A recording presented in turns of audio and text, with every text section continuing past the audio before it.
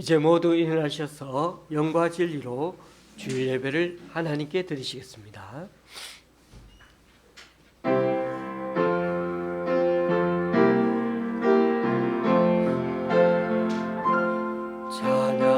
찬양하라 내 영혼아, 찬양하라 내 영혼아, 내 속에 있는 모두를 다 찬양하라. 경배하라 경배하라 내 영혼아, 경배하라 내 영혼아, 내 속에 있는 모두라 다 경배하라. 감사하라 감사하라 내 영혼아, 감사하라 내 영혼아, 내 속에 있는 모두라 다 감사하라.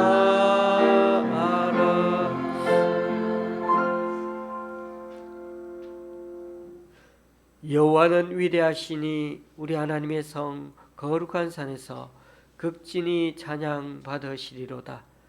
터가 높고 아름다워 온 세계가 즐거워하며 큰 왕의 성 곧 북방에 있는 시온산이 그러하도다. 우리가 들은 대로 만군의 여호와의 성 우리 하나님의 성에서 보았나니 하나님이 이를 영원히 경고하게 하시리로다. 아멘. 사도신경으로 주님께 신앙 고백 올려드립니다.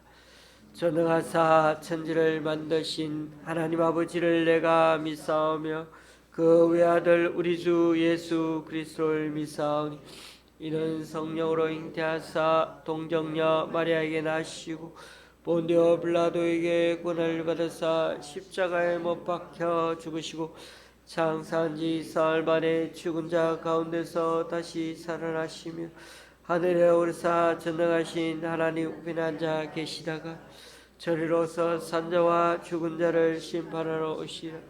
성경을 믿사오며 거룩한 공예와 성도가 서로 교통하는 것과 죄를 사하여 주시는 것과 몸이 다시 사는 것과 영원히 사는 것을 믿사옵나이다. 아멘. 자리에 앉으셔서 찬송 6장 하나님께 찬양 드리시겠습니다.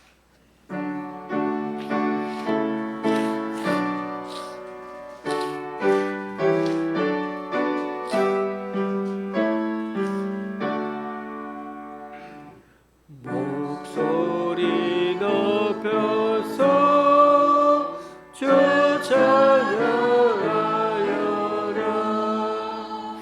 영광과 권세와 존귀와 위엄은 오늘이 다스리시는 만왕의 왕께 돌려라.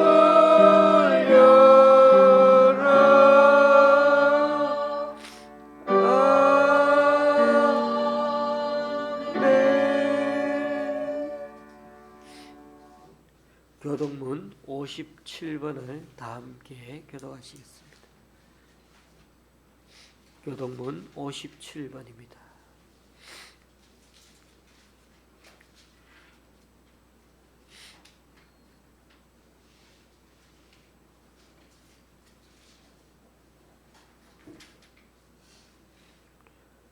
여호와여, 내가 깊은 곳에서 주께 부르짖었나이다. 주여, 내 소리를 들으시며 나의 부르짖는 소리에 귀를 기울이소서. 여호와여, 주께서 죄악을 지켜보실진대 주여 누가 쓰리까. 그러나 사유하심이 주께 있음은 주를 경외하게 하심이니라. 나 곧 내 영혼은 여호와를 기다리며 나는 주의 말씀을 바라는 파수꾼이 아침을 기다림보다 내 영혼이 주를 더 기다리나니 참으로 파수꾼이 아침을 기다림보다 더하도다. 이스라엘아 여호와를 바랄지어다. 여호와께서는 인자하심과 풍성한 속량이 있습니다.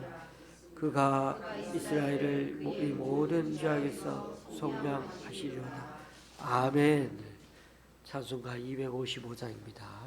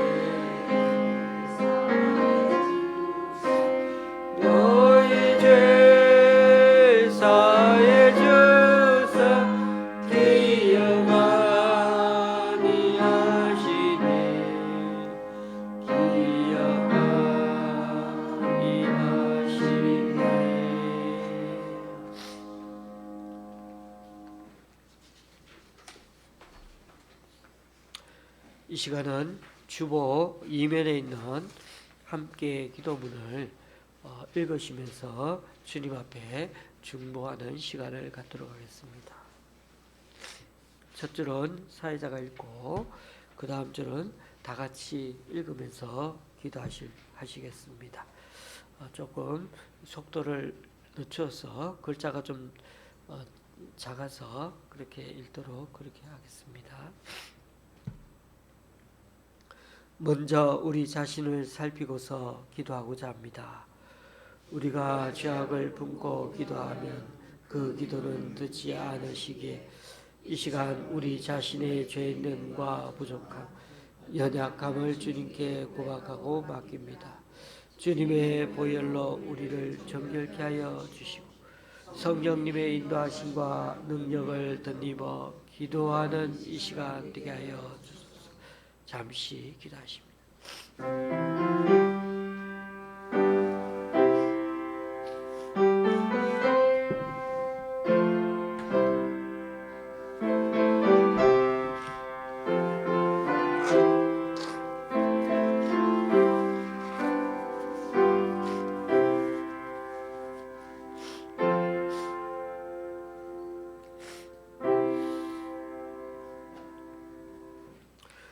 우리 교회와 성도들을 위해 기도합니다.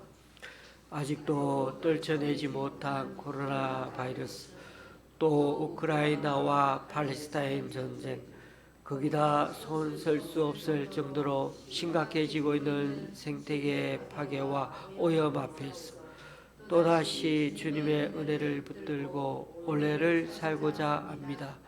이를 위해 내가 속한 직장과 생활전선, 가정과 학교 등에서 어떻게 하나님의 자녀답게 살아갈 건지 늘 되물으며 사는 우리 되게 하소서.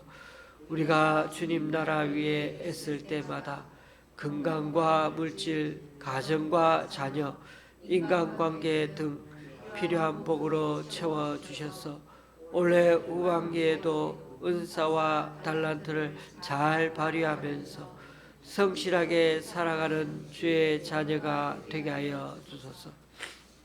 한국교회와 공공주택 정책을 위해 기도합니다.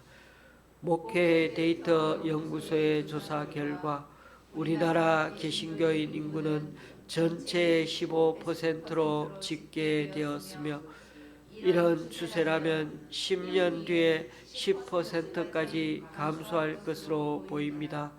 기독교인의 감소는 한국 사회의 탈종교화 현상과 종교 자체에 대한 무관심과 맞물려 있는데 교회가 내부적으로 신앙의 본질을 회복해 감과 동시에 이웃에 더 가까이 다가가 주님의 사랑을 전하는 계기가 되게 하여 주소서.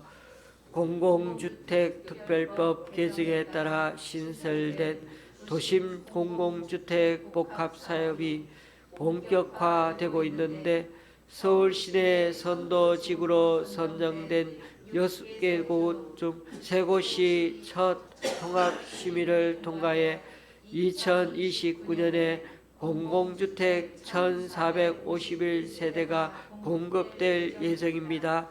이미 실행되었어야 할 도심지 공공주택 사업이 늦게나마 추진되고 있는 것에 감사드리며 수도원과 대도시의 공공주택이 활성화되어 도시에 일터를 두고 있는 청년과 저소득층이 수월하게 보금자리를 마련할 수 있도록 인도하여 주소서.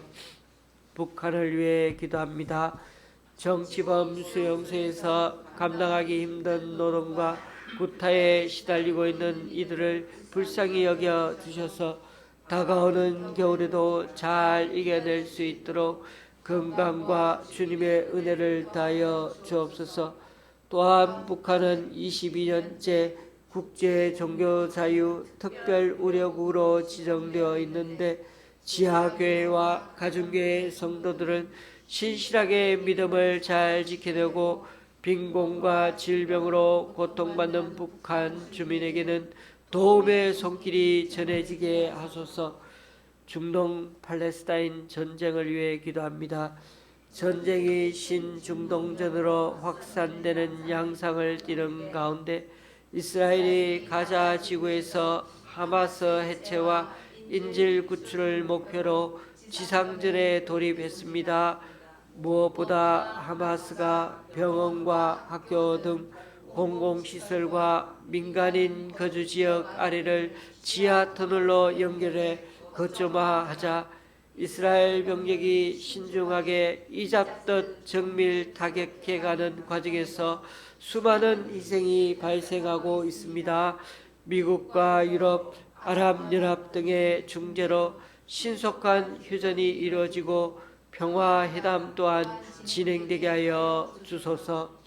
내전 중인 아프리카 수단을 위해 기도합니다. 지난 4월에도 수단에서 발생한 군부 간 충돌로 많은 사람이 인근 나라로 피난길에 올랐는데 지금까지 약 400만 명에 이를 것으로 추산합니다. 뿐만 아니라 현재도 수단 내 약 1,400만 명의 어린이들이 위험에 처해 있어 적절한 구호가 필요한 상황입니다. 수단에 더 이상 무고한 희생이 발생하지 않고 주변국 정상들이 분쟁 종식을 위한 중재와 인도적 차원의 지원을 해 나갈 수 있도록 주님의 긍휼을 베풀어 주옵소서.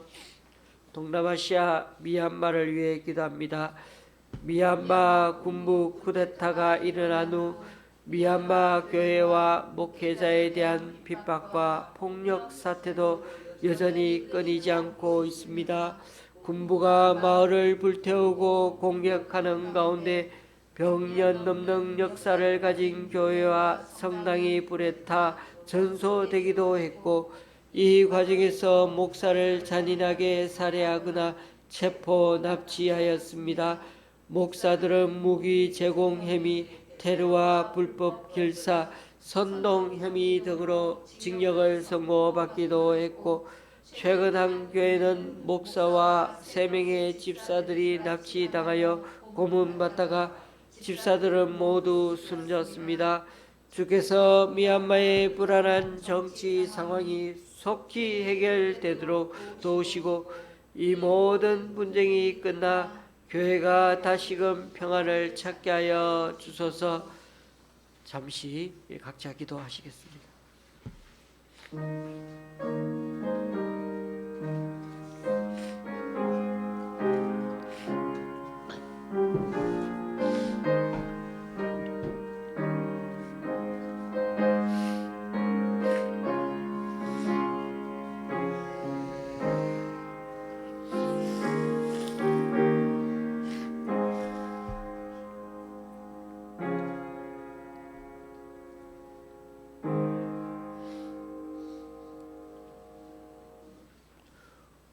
오늘 우리에게 주시는 하나님의 말씀은 욥기 9장 1절에서 10절까지입니다. 욥기 9장 1절에서 10절까지입니다. 제가 가지고 있는 구약 성경은 769쪽입니다.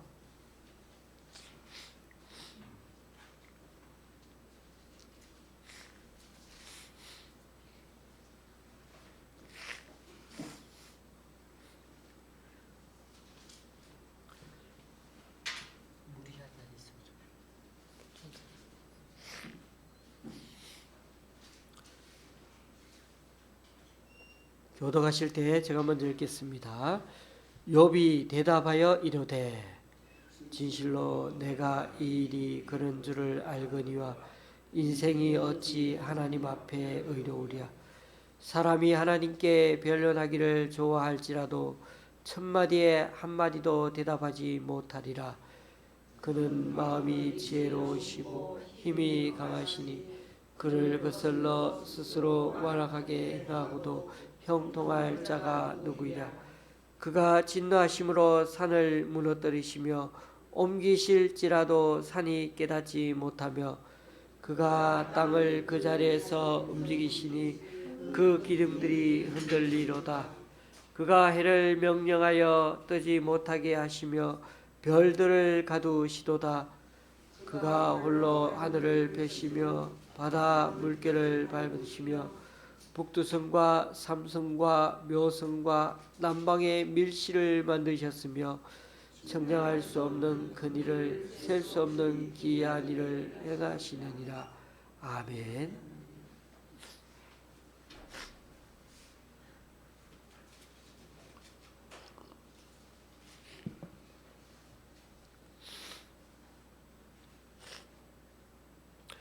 우리는 지금 욥과 그의 친구들의 끝없는 대화 얘기를 살펴보고 있습니다.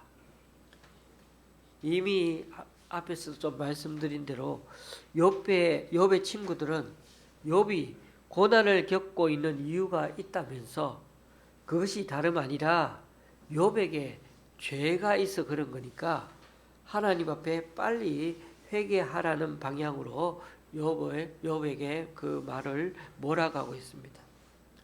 그러나 욥 자신은 어떻습니까?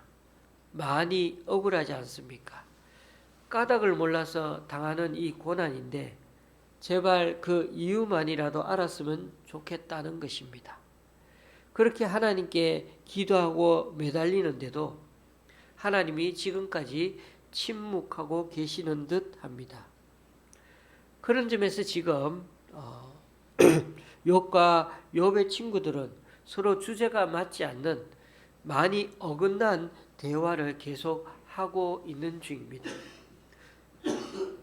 그러니 서로에게 얼마나 답답하겠습니까? 사실 따져보자면 하늘에서 하나님과 사탄이 내기를 하던 가운데 욥이 고난을 당하게 되지 않았습니까? 이 사실을 욥은 전혀 모릅니다. 그런데 이런 내용은 전혀 모르고 욥은 벌써 몇 달째 병마로 온몸이 죽을 지경에 몰려 있을 뿐 아니라 집도 잃고 가정도 다 잃어서 살아도 사는 게 아닌 그런 현재 상태입니다. 욥은 지금 큰 불행을 당하고서 육적으로 심적으로 감당기 어려운 지경에 있는데 친구라고 온 사람들이 위로가 되는 말을 하기는커녕 욥의 마음을 자꾸만 들쑤시고 있는 상황입니다. 지금 욥과 같은 상황이 우리에게 없었다고 말할 수 없지요. 사람이 살다 보면 이 욥만큼은 아니지만은 다들 이해할 수 없는 현실을 맞닥뜨리는 경우가 있지 않습니까? 저 같은 경우에도 2, 3년 사이에 아버지와 형님 그리고 할머니까지 돌아가시는 바람에 그때가 저와 동생이 군대 가 있기도 하고 여전히 학업을 마치지 못한 상태였습니다. 어머님이 홀로 식당 일을 하러 가기도 하고 또 리어카를 끌고 장사를 하며 아직 사회로 못 나간 제가 또 거기다가 직장을 다니는 게 아니고 신학교를 가는 바람에 더더욱 돈을 벌지도 못하는 그런 상황이다 보니 저희 어머니가 참 고생을 많이 하셨습니다. 그때는 그냥 어떻게든 산다고들 정신이 없었는데 왜 우리 집에 이런 고난이 계속되어야 하는지 아무도 대답을 해주지 않습니다. 문제는 힘들고 어려울 때 힘이 돼 주어야 하는 절친들이 또 가족과 친척들이 오히려 아무 말이나 하면서 더 힘들게 한다면 어떻게 되겠습니까?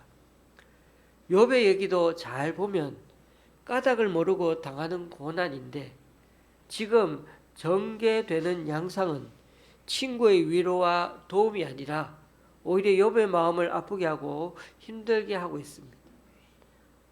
조금만 참고 버텨라. 힘내. 이런 말을 하지 않고 네가 어렵지 않잖아. 하나님은 어려우신데 네가 지금 어려우신 하나님 앞에 네가 어렵지 않은 네가 그러면 되겠어? 네가 고난 당하는 이유는 다 죄 때문인 거야. 한번 생각해봐. 이렇게 말하니 대화 내용이 너무나 와전되어 가고 있습니다. 오늘 말씀의 요지는 욥도 친구 엘리바스와 빌닷이 뭘 걱정하는지 다 알고 있다는 것입니다. 2절 말씀, 진실로 내가 이 일이 그런 줄을 알거니와 인생이 어찌 하나님 앞에 의로우랴.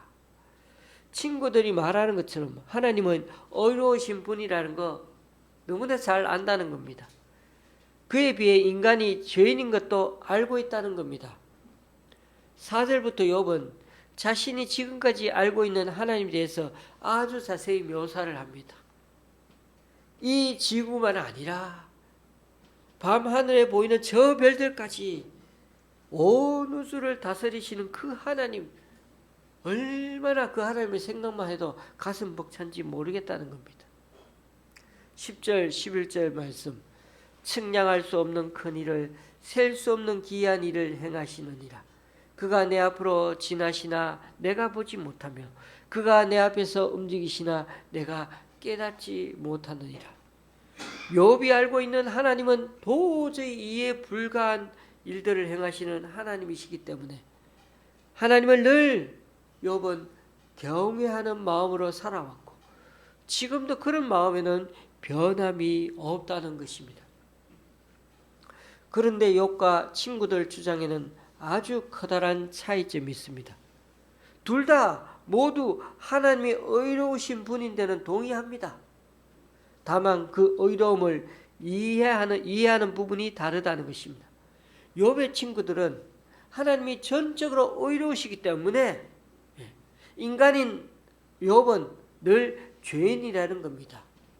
의로우신 하나님이 인간에게 고난을 주었다는 그 자체가 벌써 인간이 잘못을 했기 때문에 그렇게 고난을 줬다는 것입니다.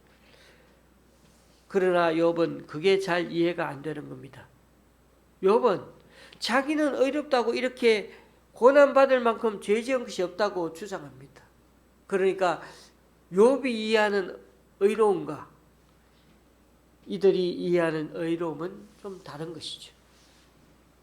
여러분, 욥의 친구와 욥이 주장하는 의로움이 무슨 차이인지 아시겠습니까? 쉽게 말하면 이것입니다. 욥의 친구는 자꾸만 공의로우신 하나님만 강조합니다. 잘하면 상 주고 못하면 벌 주신 하나님. 그러나 저와 여러분이 아는 하나님은 의로운 분이시기도 하지만은 은혜와 자비가 넘치는 분이기도 하지 않습니까? 그러므로 하나님을 정말 바르게 아는 것이 참 중요합니다. 교우님들, 욥의 친구들을 만나서 겪는 욥의 딜레마, 난처함은 바로 이 문제입니다. 친구들을 만나기 전까지는 욥은 별로 헷갈리지 않았는데 오히려 친구들을 만나서 얘기하다 보니 더 신앙적으로 혼란스러워지는 겁니다. 욥은 지금까지 측량할 수 없는 하나님의 섭리는 너무나 놀랍고 너무나 감탄에 마지 않았습니다. 그러나 친구들을 만나고 난 이후로는 이제는 점차 이해할 수 없는 하나님을 더 복잡한 하나님으로 여겨지기 시작합니다. 친구들 말대로라면 정의로우신 그 하나님이 자신에게 고난을 주고 벌을 내리실 정도로 지금 자신에게 욥에게 진노하고 계시다는 건데, 그렇다면 하나님 앞에 죄인인 인간은 늘 벌 받으면서 행복해하지 않으면 안 되는 것인가 하는 것입니다. 하나님이 의로우시기에 인간이 하나님은 의로우신 그 하나님에 비교할 때마다 늘 인간은 뭐가 되죠? 초라한 죄인이 되는 거고, 그런 인간의 모습으로 계속해서 하나님, 의로우신 하나님 비추어 살아가야 한다면, 그 인간의 초라한 죄된 모습으로만 살아가야 한다면 정말 인간의 삶은 불행한 것 자체가 아니냐는 겁니다. 그렇다면 그런 하나님 앞에서 인간이 애써 선을 행하려고 하는 그런 의욕이 필요하겠습니까? 그럴 필요가 없는 거겠죠. 왜요? 맨날 하나님만 의로우시니까요. 인간이 아무리 선한 일을 해도 어차피 하나님의 의로움에는 내가 미치지 못하게 될 텐데 왜 그렇게 선을 행하려고 애쓰겠습니까? 거기다 꼭꼭 숨은 죄마저도 탈탈 털어서 찾는 분이 그 하나님이라면, 죄는 행동할 때마다 요거 죄인지 아닌지 내가 지켜보고 있어 라고 그렇게 보고 있다면은 무슨 재미로 사람은 살아갈 것이며 그분에게 숨길 것이 아무것도 없고 그리고 사는 재미가 하나도 없게 될 것입니다. 그 누구도 하나님의 의로우심을 통과할 인생이 없을 것이고, 죄인에게 맨날 하나님께 혼나고 하나님 심판을 두려워하며 살아가기에 바쁠 것입니다. 늘 조심스럽고, 그게 무슨 즐거움이 있고 감사가 있고 삶의 재미가 있겠습니까? 그러므로 인간은 서로 선하게 살아야 할 아무런 이유가 없는 것입니다. 어차피 죄인이 될 터인데 그렇게 살아서 다 오래 살아도 죽게 될 바에야, 나중에 죽게 되고 지옥 갈 바에야 이 세상에서 마음껏 내 마음대로 살다가 즐기다가 지옥에 가는 게 더 낫지 않겠어요? 욥은 간간히 절망 섞인 목소리로 깊이 탄식하면서 그렇게 인간을 정죄하기만 하는, 그렇게 끝까지 인간의 죄만 찾아내는 하나님을 어떻게 의로운 하나님이라고 할 수 있겠는가 속으로 그렇게 마음으로 늘 물음표를 달고 지금 묻고 있는 것입니다. 사실 지금까지 욥은 아무런 보상도 기대하지 않았어요. 그리고 늘 그냥 있는 그대로 하나님을 인정하고 예배하고 살아가는 기뻐하고 사랑해하고 그것을 너무 즐거워했는데, 친구들을 만나고 있는 지금, 친구들에게 조언을 듣고 있는 이 지금은 저들이 말하는 하나님 이해도로 보면 도무지 자신이 만나고 알고 온 그 하나님과는 왠지 거리가 있고 그 하나님과 같지 않다는 것입니다. 교우님들, 분명히 알아야 하는 사실은 우리 하나님은 의로우시긴 한데 은혜로우시기도 하다는 사실입니다. 그래서 그 은혜로 우리에게 주어진 것이 바로 하나님의 의입니다. 우리가 신약 성경을 통해 배우게 된 진리가 바로 이 하나님의 의이죠. 복음에서 하나님의 의가 나타났는데 바로 예수 그리스도를 통한 믿음으로 얻는 의라는 겁니다. 그래서 이 소식이 너무나 기쁘고 감사해서 복된 소식, 굿뉴스가 된 게 아니겠습니까? 이 소식을 사람들에게 널리 알리자고 우리가 하는 것이 아니겠습니까? 예수 그리스도를 통하여 우리가 의를 얻게 되는데 그것을 전가된 의라고 말입니다.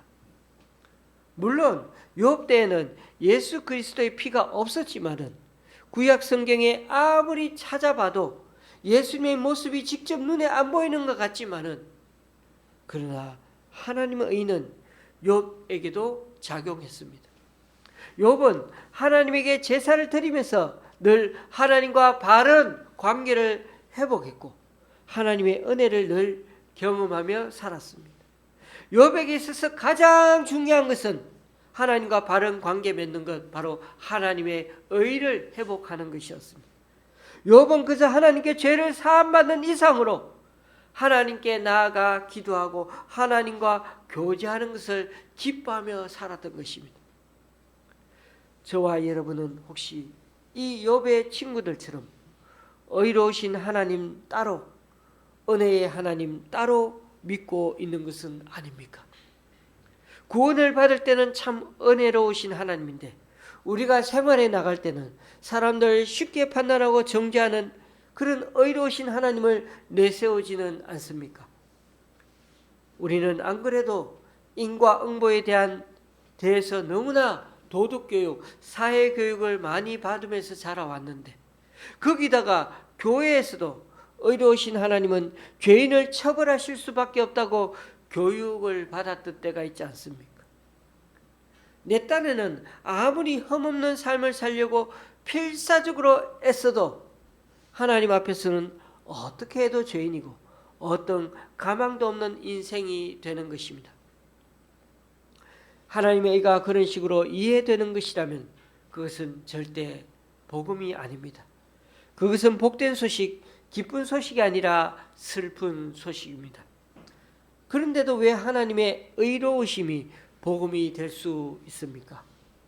의로우신 하나님이 죄인된 인간을 심판만 하신다면 그 하나님 앞에서 살아남을 자가 없습니다. 자기 기준에 차지 않는 인간은 모조리 겁주고 벌주고 화를 내시는 그런 하나님을 정말 의롭다고 할 수 있겠습니까? 엘리바스와 빌닷은 죄인을 벌하시는 그 하나님을 의롭다고 확신한 반면에 욥은 죄인을 심판하는 것이 하나님의 의의 일부인 점은 맞고 인정하지만은 그것이 전부 일리는 없다는 것입니다. 욥은 거기에 의문을 품었던 것입니다. 바로 여기에 맹점이 있습니다. 바리새인들의 말이 때로는 맞지만은 그게 무슨 하나님의 은혜와 감사가 있었습니까? 늘 무섭고 두려운 하나님, 하나님의 의로우심을 얘기하는 자기네들은 옳고 의로운 것 같은데 그런데 남들이 보기에는 그들의 삶조차 하나도 의롭지 않다는 것입니다. 여러분, 욥이 끊임없이 의문을 가지고 되묻는 것이 무엇입니까? 정말 하나님의 의는 심판하는 것만 있고 벌 주는 것만 있을까 하는 것입니다. 욥이 궁금해하고 하나님에게 목말라며 바라보는 것은 바로 이 하나님의 은총인 것입니다. 그렇습니다. 교우님들, 하나님의 의는 공의만 있는 것이 아니라 거기에는 하나님의 은총도 담겨 있습니다. 그래서 하나님이 우리를 구원하실 때 하나님의 은혜로 구원하시지 않습니까?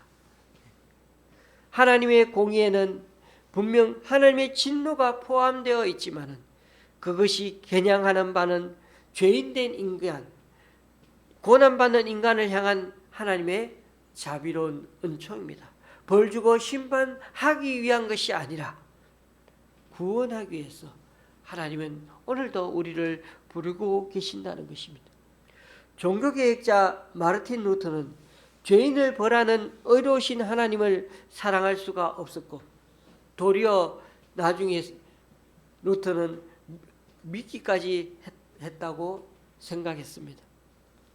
그는 자신이 그렇게 몸을 상하면서까지 매일 하나님 앞에 고행하면서 죄를 회개하고 했음에도 또다시 죄만 짓는 자신을 발견하면서 나중에는 너무나도 절망해 버렸습니다.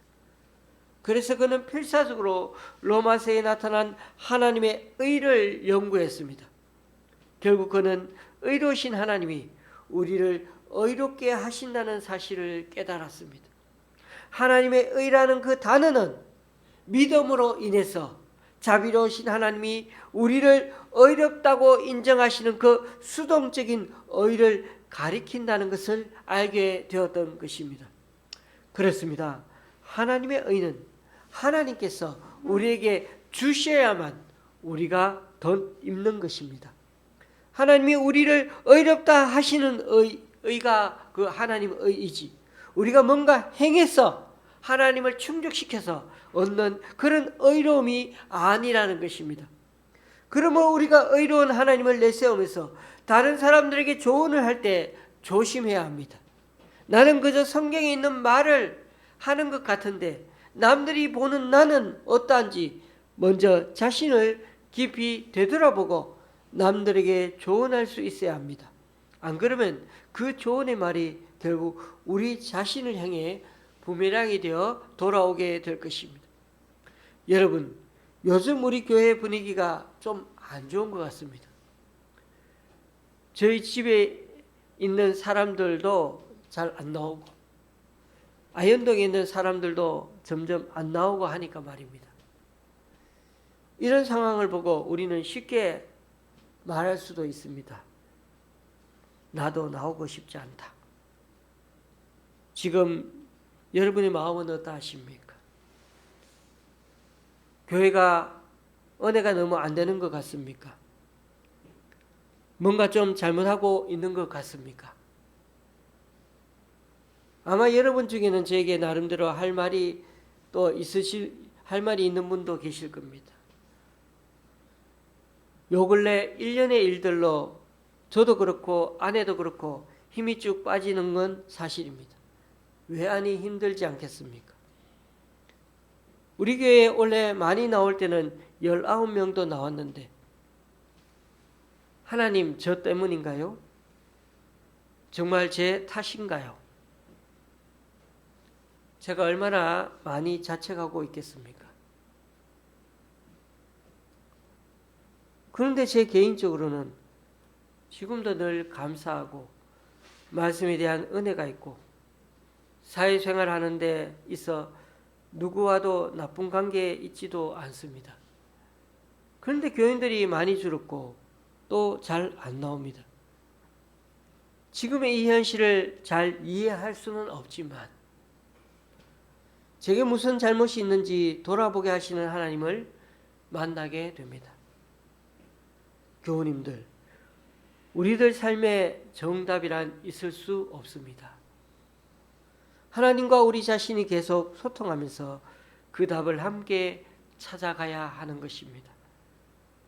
욥기 42장까지 이르기 전에는 아직도 욥에게는 수많은 캄캄한 그 터널을 지나가야 하는 고난의 현장이 남아 있습니다. 저도 여러분도 하나님 앞에 의로운 사람이 아닙니다. 그러나 우리에게는 하나님 앞에 서기만 하면 우리를 의롭게 해 주신다는 그 믿음이 있지 않습니까? 약속이 있지 않습니까? 지금의 우리 좋은시합교회 하나님께서 지금까지 붙들어 주시고 이끌어 오셨습니다. 그러므로 저는 사실 그렇게 큰 걱정을 하지는 않습니다. 단 한 분이 남더라도 하나님을 믿고 함께 이 자리에서 예배하려고 하는 마음은 저에게 제게 공고히 있기 때문입니다. 너무 사람의 신경 쓰지 마십시다. 너무 분위기에 현혹되지 마십시오. 삶의 현장에 고민이 있고 문제가 있다면 하나님과 상담하시고 목사인 저도 불러주십시오. 욥의 교훈을 잘 이해하고 받아들였어.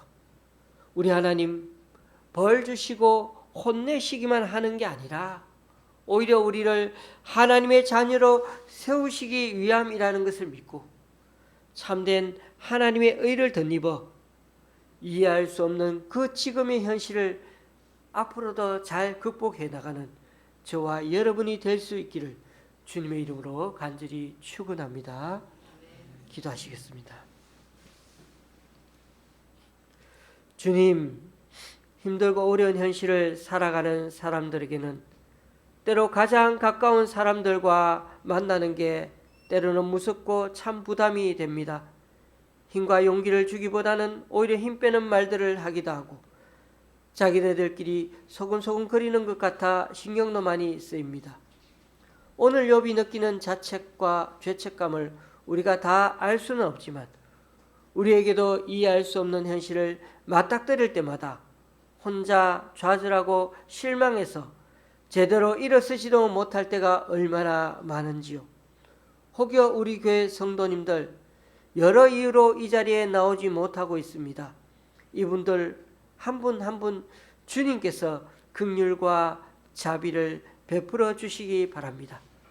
어려우신 하나님이 겨우 우리를 벌 주시고 심판하시려고 그러는 것이 아니라 우리를 다시금 굳건히 세워서 복 주고 새롭게 거듭나게 해서 이 땅에 하나님의 사랑을 널리 전하는 사람으로 성숙하게 하려는 것임을 알고 지금 있는 그 자리에서 은혜와 자비가 풍성하신 그 하나님을 만남으로 있는 그곳에서 주님을 예배하고 감사하는 신앙생활을 다시금 회복할 수 있도록 주님 역사하여 주시옵소서.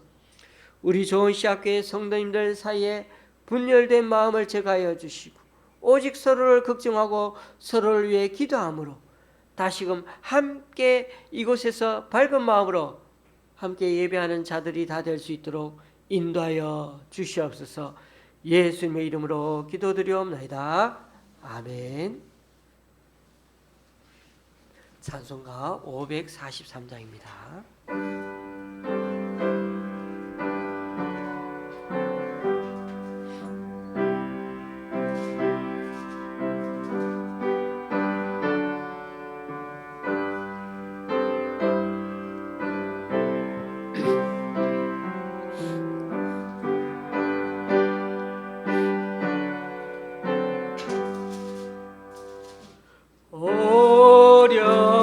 어려움을 당하는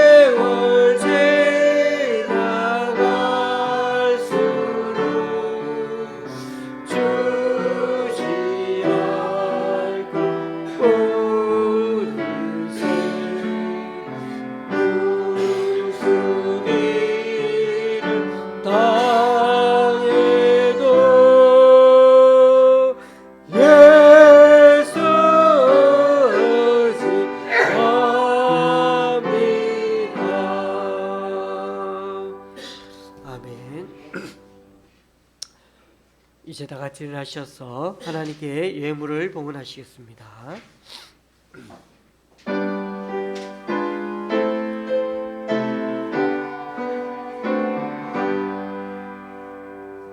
나의 모든 주여 받아주셔서 하늘나라 위하여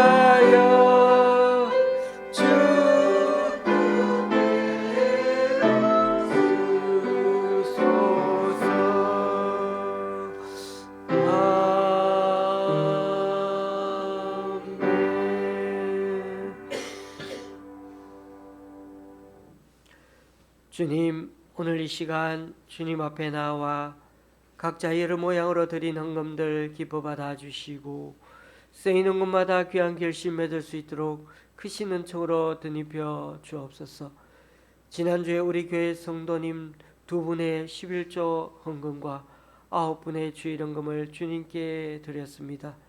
또한 수원의 집사님 가정에서 강동구 교회와 두 기관에서 그리고 잠실의 집사님 가정에서 목동의 권사님이 귀한 헌금을 주님께 올려드립니다. 이분들의 헌신과 섬김 귀하게 받으셔서 이분들을 통하여 하나님 나라가 더욱 확장되게 하여 주시옵소서. 예수님의 이름으로 봉헌기도 드립니다. 아멘. 앞뒤 장으로 인사 나누시겠습니다.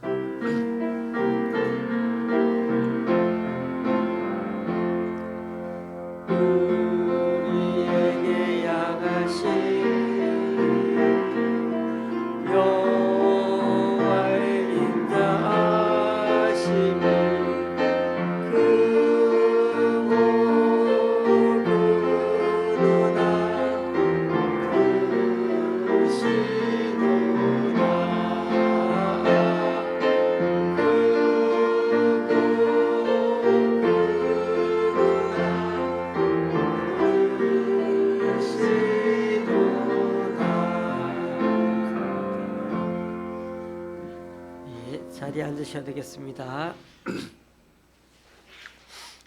다음 주일에는 감사 주일로 지내게 됩니다. 다사다난했던 2023년 지금까지를 한번 꼭 돌아보시면서 어떤 일들 가운데 하나님이 함께 하셨는지 한번 되짚어 보시기 바랍니다. 특히 이 11월 달까지 주요한 사건들과 일들이 내게 무엇이 있었는지 달력을 한번 봐가면서 한번 이렇게 돌아보시면 아마 그 속에 많은 하나님이 주시는 감회가 있고 또 느끼는 점들이 있을 것입니다. 이걸 그냥 끝내지 마시고 하나님 어떻게 그렇게 인도해 오셨는지, 이럴 때 어떻게 또 역사해 오셨는지 구체적으로 한번 내가 서술형으로 한번 말로 하나님께 한번 만들어서 고백해 보십시오. 그것을 기도할 때 우리가 하나님께 정말 감사의 기도제목으로 바뀌어지게 될 것입니다. 이번 주 목요일에 우리 강순남 권사님 이사가 예정되어 있습니다. 무사히 잘 이사할 수 있도록 꼭 기도해 주시면 감사하겠습니다. 주일 예배 마치고 식사가 끝나고 차와 다가를 하면서 잠시 나눔의 시간을 가지려고 합니다. 오늘부터 하려고 그러는데 다들 마음이 바쁘신 건 알지만은 공동체가 하나 되어가는 마음으로 한번 잠시 시간을 내셔서 동참해 주시면 좋겠습니다. 수요 예배를 수요 성경 공부로 모임 취지를 바꿔서 운영하기를 원합니다. 그래서 이번 주 말고 다음 주 수요일부터 오후 2시에 좀 당겨서 모이려고 합니다. 이제 우리 권사님도 이사를 가시니까 좀 일찍 모이면 더 좋지 않을까 생각도 듭니다. 이번 한 주간도 많이 웃으시고 음식도 오늘 맛있게 함께 먹으면 좋겠습니다. 찬송가 53장입니다.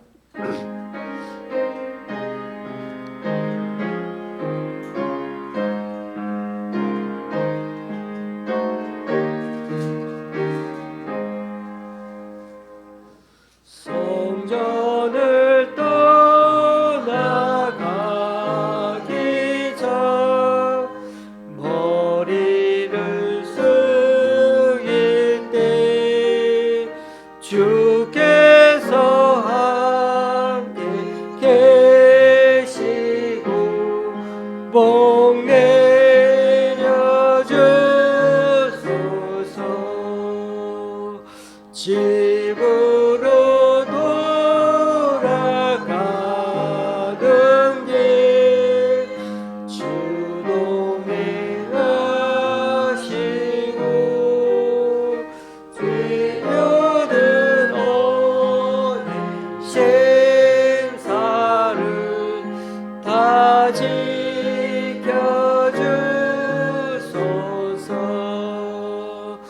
거룩한 날이 다가고 저녁이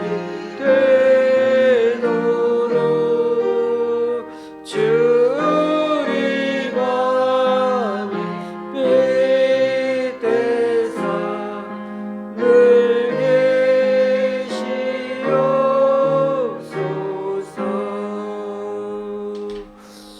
아멘.